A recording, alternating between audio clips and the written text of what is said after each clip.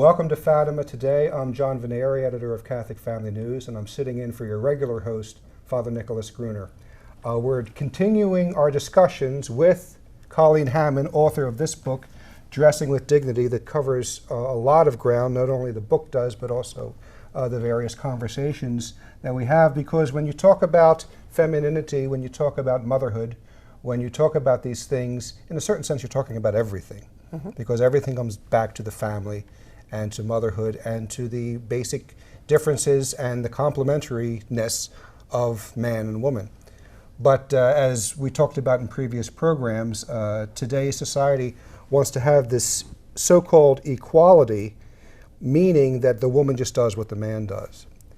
And I'm reminded of a story that a friend of mine, a true story that a friend of mine told.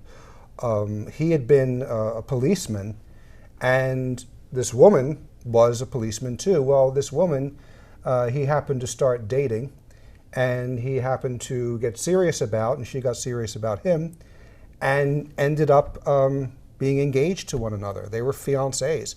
But at the same time, they were still police car partners. She was his partner on the beat.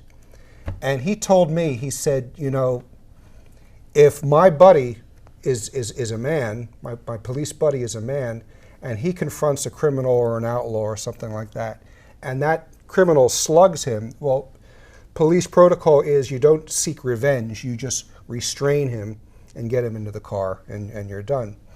He said, but he says, I thank God that no hoodlum slugged my wife. He says, because I would have killed him. Or I would have hurt him very badly, way beyond constraint. And this is what we were talking about in the earlier programs. It's the nature of the man to be protective. There's more than one story I hear about that of policemen who have a female assistant, and he has this automatic, is she okay, as during a shootout, and he's distracted from it. So it's the difficulties we run into, whether male or female, to deny our nature and place everything on the level of human will. I want to do this, so I'm going to do it. A couple of follow-ups with that as well is I have friends that are also police officers that say the most danger they feel that they've ever been in on the job is when they had a female partner. Now, one gentleman that I know said that his female partner was actually a better shot than he was. She was also probably a better martial artist than he was. But he thought that what she would do was try to prove how tough she was. And in a situation with a bad guy, she would try to prove, you know, she would say something or she would do something that would provoke the bad guy and that put them both in bigger danger, even if this dude was in cuffs or whatever. And then I have a friend of mine that's a military pilot. And he said the most danger he ever felt he was in was with a female pilot who was his wingman. That they would try to push it just a little bit farther to try to prove that they were better or just as good as a man or better than a man. So they would push the envelope a little too far that would put both of them into danger. You know, and he said it's not that I don't respect women. You know, this particular man has 12 children. Most of them are girls. But he said it's just that women feel that they have to do more to prove themselves and ends up putting them all in danger. Well, it's interesting because as we know from the teaching of St. Thomas Aquinas and from Aristotle, everything operates for an end, to go to an end. And if you're going to go to the end properly, you have to have one end in view. And the policeman or the military man, he has one end in view, which is to take down the enemy or to protect against the enemy. But you've introduced this other end now with certain females, and that is I am not out just to do the job, I am out to prove that I'm the best. So your end shifts. Your end shifts, and it distorts or it will get in the way of what your true end should be. And that's, you know, what we talked about on an earlier show with women that participate in competitive sports and how you go after the weak link and how that leads into I feel we're making it easier for women to have abortion. And again, I come from a personal story on that side as well. So not only did I, you know, participate in sports, in competitive sports, I was at a point in my career where I was progressing to the next level. And my friends were telling me, you know, your husband's holding you back. Your husband is not good for your career. He refuses to move because when you're working in television, you're bopping around from city to city to city. And my husband wanted to settle down. Like, what about my career? What about my job? Why can't you just be happy we're making good money? Why can't you just be happy with the position you are? And that wasn't good enough for me. I wanted to be number one. And so my friends were telling me, you know, you get this promotion, you move to the next city, your husband's like, why don't you just divorce him? You don't have any children, there's nothing to tie you together, he's just holding you back, and look at all the wonderful things you could do. And I thought, you know, they're right. So I contacted an attorney, I went forward with the paperwork, I was going to get a divorce, and then all of a sudden I thought, oh, I think I'm pregnant, oh dear. So now I what? went, yeah, now what do I do? Because one of the things that wasn't holding me with him was the fact that we didn't have children. So I went to a clinic to get a test, and I said, I don't want, you know, one of the little dipstick tests. I want a blood test because, again, with my medical background, I know blood tests don't lie. These other things might be inaccurate, but blood tests don't lie. So I got a blood test, and it said I was pregnant. Oh, I'm too stubborn, you know, it's the best 2 out of 3 again, you know. And so I thought, I have to double check. So I went to another clinic and said, I want a blood test. I was pregnant. And then I said, this can't be. So I went to a third clinic, blood test. Well, I wasn't going to church. I was away from my faith at the time. My husband was raised a pagan, you know, so he had no ties to any church or any faith. So we really didn't have God in our life at all at the time. So I called, you know, the best, most reliable source for accurate information of what to do with your life. I called my girlfriends. And they said, well, you need to just go get an abortion. So I listened to them. Here I am, this successful businesswoman, listening to these girlfriends telling me to leave my husband and telling me to get an abortion. How silly is that? But I needed some guiding force, you know, somebody I could lean on. And I guess at the time, those were the only people I trusted. And you're vulnerable. I was extremely vulnerable, you know. So I contacted the local abortion clinic and decided, you know, they said you have to, you know, Saturday morning, be here at 8 o'clock, have somebody drive you. You need a driver to drive you home. So my husband came home from work and I said, what are you doing Saturday morning? Are you playing ball or anything? And he said, no. And I said, good, because I need somebody to drive me. He said, why do you need somebody to drive you?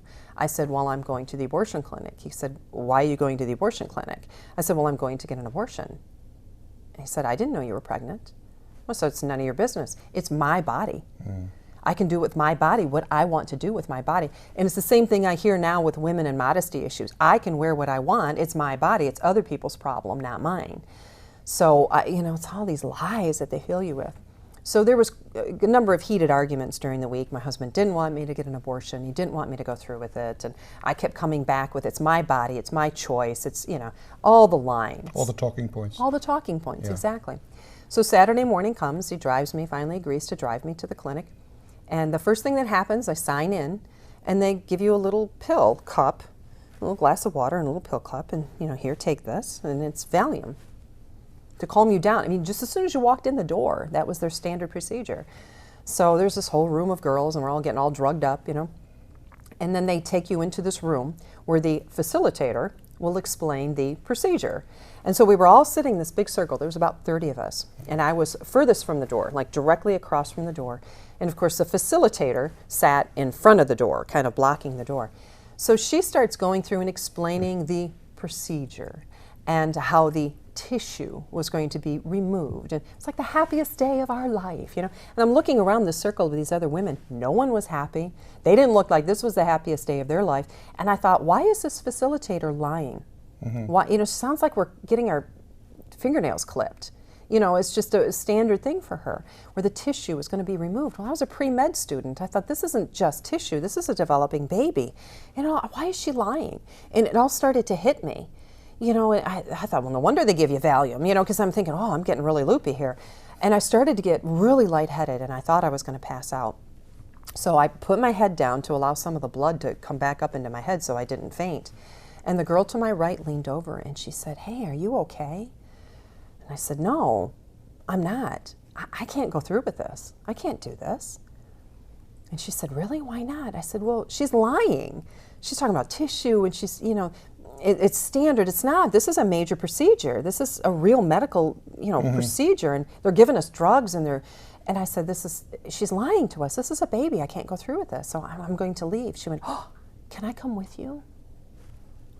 well, sure. I don't want to go alone. This would be great. The more the merrier. And she said, well, how are we going to get out?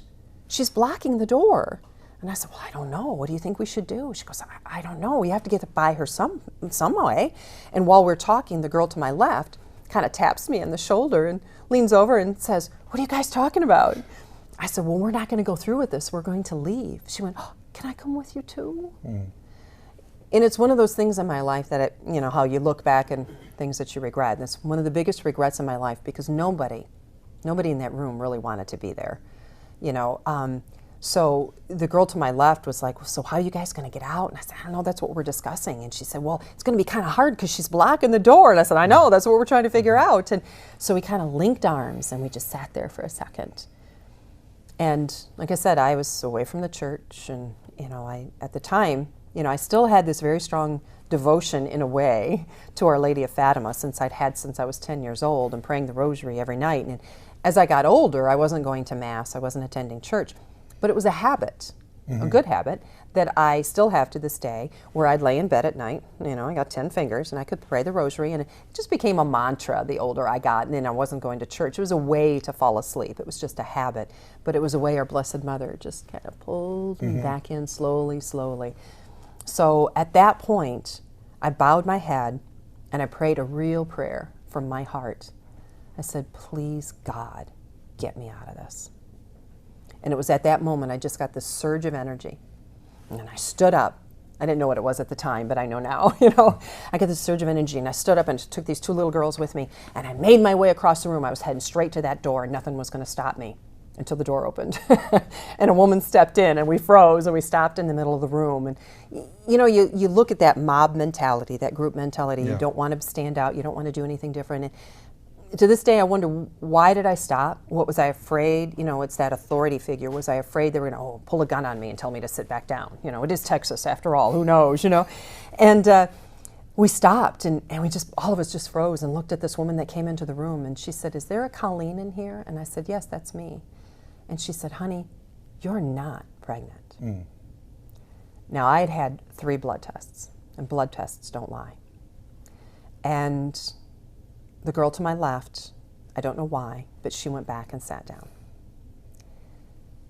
And the girl to my right and I walked out and got into the hallway, and she grabbed a hold of me and said, I am so happy for you that you're not pregnant. What do you say to that? Sorry, you are, And I said, well, what are you going to do? And she said, I'll be fine. Thank you so much for getting me out of there. And I said, no, thank you, because without you, I didn't have the guts to do it on my own. Thank you so much for getting me out of there. And I think that shows the importance of having good friends that can help you do the right thing as opposed to telling you to divorce your husband and go get an abortion. You have to surround yourself with people that will help you make these good decisions and help you do the right thing. So I left and I walked out and I said to my husband, let's go. Now when I walked in, I told him 4 hours. Walk out, 30 minutes later, And we got into the car and I said, you have to find me the closest Catholic church. And he said, why? I said, because I need to go to confession. It's been good 8 years, And so coincidentally, there was a Catholic church 2 blocks away. And coincidentally, there was a priest hearing a confession, and coincidentally, there was nobody in line. So I walked into this reconciliation room, and I wanted the wall with the, velvet curtains and the voice-changing device, and, the whole shot. And I had this priest that he just reached down, I collapsed at his feet, and he heard my confession for a couple of hours and walked me through it and explained everything, and then he absolved me, and I thought, oh no, now I'm going to have to look at him after I told him all 10 commandments that, I have broken in my life. And I thought, oh, he's going to be so disgusted. He's going to be so judgmental of me. And, I said, Father, I am so sorry to have done this to you. This must have been one of the worst days of your life, Oh. And I looked up at him, and he was smiling, and he had these tears just rolling down his face. He said, are you kidding me? This is the happiest day of my life. And nothing makes a priest happier than a confession like that. Yeah, the big fish. That's fish, I've had priests tell me that. You're the one we always hope comes in, because that's what we, that's what we hope for, and that's what confession is for, is to help you, to release you. It's not a trial to condemn you. And it's you to can't set you shock free. a priest either. No, I found that out. I found that out too. So, it was, but I had bought into all these lies. I believed all these things, and I thought, why are they lying about this? Well, why do you have to lie about anything? Because the truth is too painful for you. So they're lying about the truth of the matter if they're slaughtering babies. Because they have to lie, because the truth is just too painful. The truth is too painful, and we were talking before the program of that the abortion people know the truth. When they talk about this little blob of tissue, or whatever they want to call it, this is all, we can use the term, a marketing device. It's simply a marketing device to make people buy something they would never buy otherwise. And the evidence of that we have is in 1970 there was a ferocious pro-abortion editorial from a serious medical journal called California Medicine. And in that journal, now this is, in the United States context, this is 3 years before the Supreme Court ruled on Roe versus Wade, which quote unquote legalized abortion. There's nothing legal about abortion, but they claim it's legal. But in this editorial, the writer says flat out, everybody knows when human life begins. It begins at conception. We all know it. But that's not the problem. The problem is that there are so many people who are still hung up on this old Western ethic that says that killing is sociably abhorrent. It says what we have is we have two ethics now that we choose from, either the old Western ethic, which says that life has value in itself, or we have the new ethic that says that life is valued, it has a relative value, a contingent value. And if we want the abortion movement to succeed, because so many people still think that killing is wrong, it's necessary as a tactic to separate the notion of abortion from the notion of killing. So that's when all the new terminology came in, pro-choice, they don't say pro-abortion, removing the product of conceptus, termination of pregnancy. You call it anything, but don't call it killing. So this tells us from the beginning you're talking about lies, and the entire abortion movement is built on lies, because the people who do it, the people who are involved with it, the doctors who are doing it know full well this is killing. The problem is too many people think killing is bad when killing's okay if it's something I need. And they do the same thing when people have in vitro fertilization and they go and we're going to implant 6 and then we'll do a selective reduction. Yeah. Semantics. Selective reduction. Yeah. Right, it's abortion. We're going to kill 5 of, however Yeah. many, just to make sure that one will have a viable option. Yeah. Words are important. It's not just semantics. Monsignor Smith used to say he's a moral theologian, and he used to say all social engineering is preceded by verbal engineering. All social engineering is preceded by, and we saw it right here with California Medicine, separating the notion of abortion from the notion of killing. And I mean, we could go right into the other end of life now, where separation of the notion, instead of calling euthanasia mercy killing, we now call it death with dignity. We have the right to die, and they're giving out human rights, and I'm going to stand in line to get my right to die because that's my right. But it's all a cover. It's part of the ever-growing lies that we live in what the period of what I call the new paganism. And that is calling good evil, calling evil good, and not calling things as they truly are. Well, it goes back to the word engineering as well, because they did the same thing with the birth control pill. Oh, yes. They changed the definition of conception. When a woman conceives, you have, when the baby first starts to form, it has to make its way over, into the uterus, into the womb. And it takes up to a week for that baby to get there while it's still developing. So the birth control industry changed the definition of conception to actually implantation. Yes. Yeah. So they have, so it's not really, this Plan B, the morning after pill, all that kind of stuff. We're not killing a baby because conception hasn't really taken place. Well, no, yes it is. Yeah. So they changed that definition. So the baby is still alive, is still growing, and I think they've actually got brain waves or a heartbeat, or I forget what it is that they've backed up all the way to the 13 or 14 days. Oh yes, I mean, as I said, the medical industry does know it. Right. And also there's a very simple principle that is forgotten, something that Aristotle would teach, something St. Thomas Aquinas would teach, and that is is that the reason that birth control is against nature is because it's never lawful to exercise an act and then reject the end for which the act is exercised, the act is performed. It's never lawful to do that. Very simple, very simple analogy is when you eat. People say, well, how's birth control against nature? Well, if I would go to your house and you would cook me a terrific lasagna dinner and I'd, you're eating, you're taking the enjoyment from the food, but then you're rejecting the end for which the act is the purpose of the act, which is the nutrition of the body. Well, I'm not going to go into details, but birth control is the same thing. That's why it's against nature. And abortion is what the Romans used to do with tickling the throat with the feather and bringing it all up again. This is against nature itself. Something that you would think, intelligent or at least so-called educated people would know, but now what we have is not educated people, we have a process of de-education that forms them into monsters against the natural order.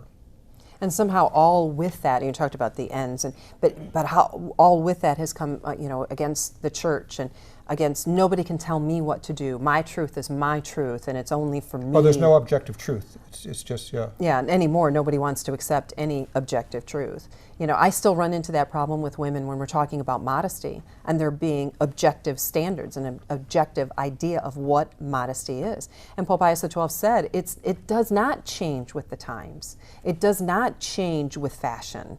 It doesn't change through the ages. Yeah, that it's an objective standard for modesty.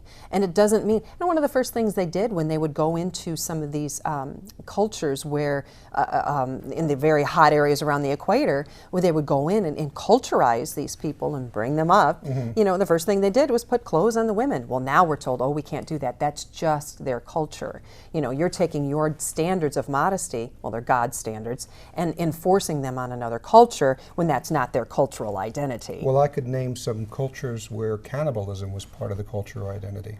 Right. So it's an argument that falls flat against what is objectively true or good. Right. So we have to get away from this idea of you can't tell me what to do, and get back to some objective standards in our cultures, or we are really heading down a very slippery slope very rapidly. Who am I to tell you what to do? You can't tell me what to do. I can't tell you what to do. And in the meantime, our entire culture is imploding. As we take the moms out of the home, now the home doesn't have a place to stand, and it collapses, and then culture collapses, and everything collapses in on top of it. Well, in your experience, how do you deal with people who have gotten to the point where they just reject any objective truth? I mean, where do you start with that? Yeah, I think it's different with each person, and I get that question a lot. Well, what is the one thing that you say that turns people around? And it's never any one particular thing. I think you have to take everybody exactly where they're at. And we had some guests in our home this weekend, and she told me that. She said, thank you so much for accepting my daughters where they're at, because you were so loving of them and non-judgmental of what they were not wearing. If there was my daughter, that would have been a big argument, but it was somebody else. I accept them where they are, get to know them, find out where they're at, and then start dismantling their arguments one at a time. Well, a lot of times too, it's just what they were brought up with, and they don't see anything wrong. And God forgive me, their parents dress this way, and so I see the necessity of you don't come out with a baseball bat. And or like the church modesty policewoman who we won't go into that. No. Well, and people sometimes think that that's where I'm at, and I'm not. I want to take somebody where they're at, and then take them to the next step one at a time. Because I had to go one step at a time. Well, I couldn't have gone from A to Z. Yeah. You have to follow, a certain step, whatever is going to work for you. But in this culture, when we've lost so much, one of the first things they have to do is to turn off the television. I hate to say that, but you have to stop watching the bad shows. Yes. And if you're going to keep the television, look for the good shows and look for the good things that are going to fill your heart and soul with the proper things. Because once you've removed something, you have to fill it with something positive. You can't just take it out of your life. You have to refill it. It's like taking all the bad stuff out of your closet. You got to refill it. It's a great excuse to shop.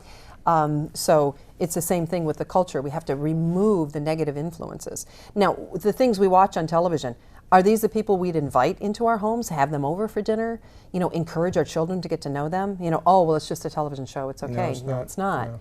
you're still allowing this You all. become like the company you keep. Exactly.